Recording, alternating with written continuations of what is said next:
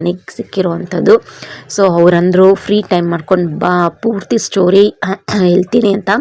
ಇವಾಗ ಎಷ್ಟಾಗುತ್ತೋ ಅಷ್ಟು ಇನ್ಫಾರ್ಮೇಷನ್ಸ್ ಕೊಟ್ಟಿದ್ದಾರೆ.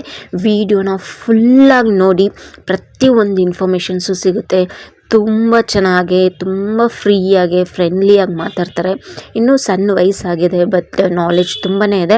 ಅವರು ಕೆಲಸ ಮಾಡ್ತಾ ಈ ವಿಗ್ರಹಗಳು ಅವ್ರ ಜಮೀನಲ್ಲಿ ಅವ್ರ ಬಾವಿಯಲ್ಲಿ ಸಿಕ್ಕಿದಾಗಿನ ಮೇಲೆ ದೇವಸ್ಥಾನ ಮಾಡಿ ಇನ್ನೂ ಕಟ್ಟುತ್ತಾ ಇದ್ದಾರೆ. ದೇವಸ್ಥಾನಕ್ಕೆ ನೀವು ಸಹಾಯ ಮಾಡೋರು ಸಹಾಯ ಮಾಡ್ಬೋದು. ಅನ್ನಪ್ರಸಾದ ಪ್ರತಿದಿನ ಇರುತ್ತೆ, ಮಧ್ಯಾಹ್ನ ಅನ್ನಪ್ರಸಾದ ಕೊಡ್ತಾರೆ.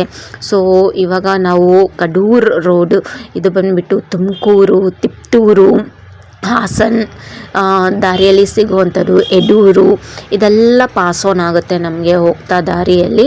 ಇದೆಲ್ಲ ಹೋದಾಗ ಕಡೂರು ಸಿಗುವಂಥದ್ದು ತುಂಬ ಚೆನ್ನಾಗಿದೆ. ಸ್ಪಾಟ್ ಅಂತೂ ಫುಲ್